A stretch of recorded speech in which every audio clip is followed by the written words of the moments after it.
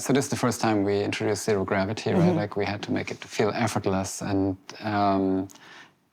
this was, I was so influenced by, again, videos from Scott Kelly and other there's a lot of interesting high resolution footage out there from NASA showing the ISS, like astronauts flying through the whole ISS, and also see the lighting. Like so many times we see when they do a press thing, it's very bright and brightly lit. Of course, we wanted to introduce the moody part, and so that was quite a challenge. We had to build in all the lighting into the set. It's like all LED lighting, so we could shoot 360 as much as possible. Sometimes we had to open parts of the ceiling for wire rigs, but not always the actors on wires. So,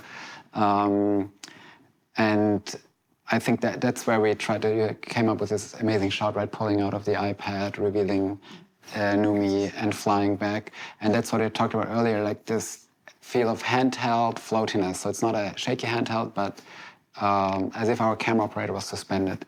So we tested many different rigs. We used like Steadicams, gimbals, Trinity, lots of very smooth handheld. We had like fantastic operators, and we practiced and watched reference.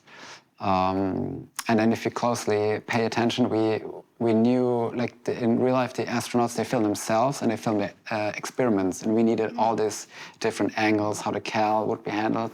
And we thought, like, how can we film this or fit it in the schedule to shoot all these pieces? And I remembered years ago that actually RED had supplied cameras to NASA to shoot experiments in space.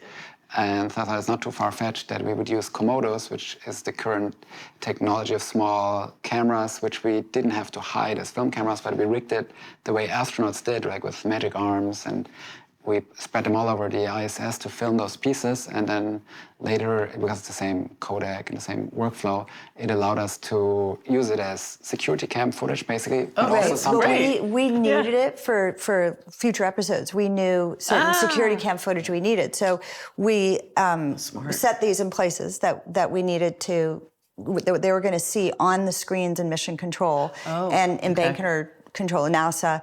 And so we knew certain footage that we had to have in certain places. We needed these cameras, but because we used the Komodo, we also used some of the shots. Not like full screen. Yeah, full screen. Right. Like we went beyond security cameras. So it just we had that much great. more footage. Yeah, and it marries great.